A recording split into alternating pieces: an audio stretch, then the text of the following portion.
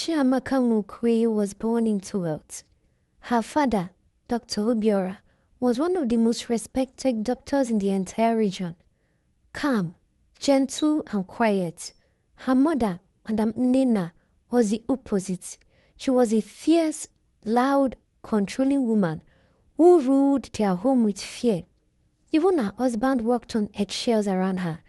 People in the village often whispered, Dr. Obiora is a good man, oh, but that wife of his, Chineke, may God help that man. Oh.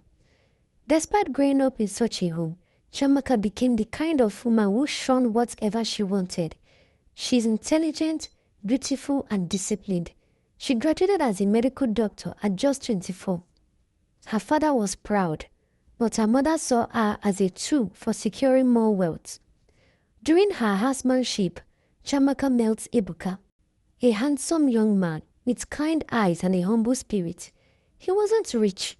In fact, he was still struggling, working multiple small jobs to support his widowed mother. But what he lacked in money, he had in character. He encouraged Chiamaka, prayed for her, supported her dreams, and loved her with a sincerity she had never seen in her wealthy world. They fell completely in love. Chiamaka wanted to marry him. She doesn't care that he wasn't rich. She believed they could build life together. But when her mother found out, all hell broke loose. You, a medical doctor, with your future shining like the sun, and you want to marry a poor nobody? Over my dead body, Madam Nena shouted, banging the table so hard that even the walls trembled. Chiamaka cried. Her father tried to speak, but as usual, her mother silenced him with a single glare. Nena spread rumors around the village, mocking Ebuka's background. She warned the boy never to come near her daughter again, threatening him until he stopped answering Chiamaka's calls. Not because he doesn't love her, but because he feared for her future. And then, as if the universe wanted to test everyone's destiny, a wealthy family from the city came with a marriage proposal. Their son, Chibundo, was rich, handsome, polished, and from a respected lineage. Nena didn't even ask her daughter what she wanted. She accepted the proposal immediately. Within weeks, wedding preparations began. Golden invitations, exotic decorations, imported wines, 10 different ashwabi colors. It became the talk of the entire region. That wedding will shake the earth, the villagers gossiped. Dr. Obira's daughter has finally reached her mother's dream. Everybody screamed. Chiamaka smiled on the outside, but cried on the inside. On the wedding day, she stood there looking like a queen, but in her heart she was empty. She scanned the crowd secretly, hoping to see Ebuka, but he was nowhere. When she said, I do, it felt like a part of her soul died. The marriage started beautifully.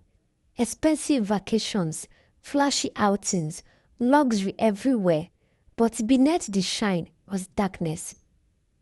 2 months into the marriage, everything collapsed.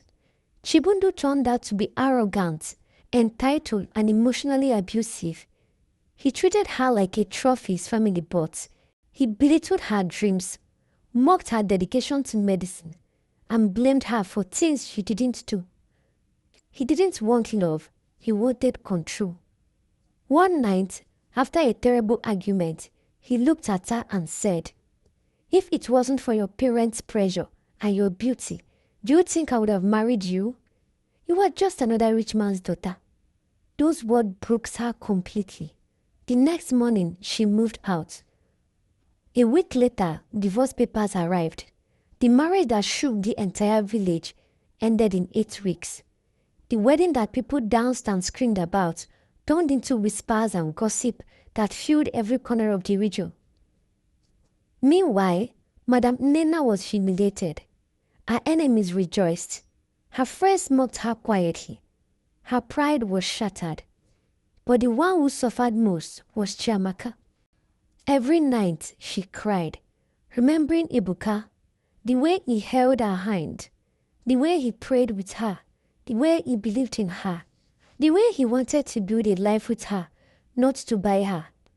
She asked herself same questions over and over again. What if I have chosen love instead of fear? What if I have followed my heart?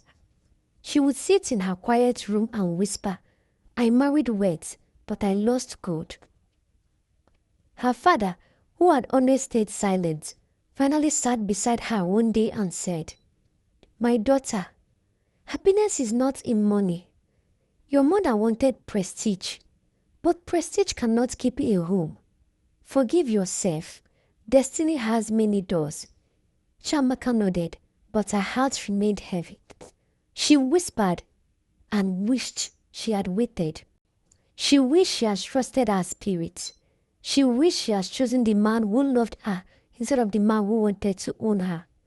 And somewhere in a quiet part of the village, Ibuka still thought of her, wondering if she was happy, wondering if love would ever bring them back together.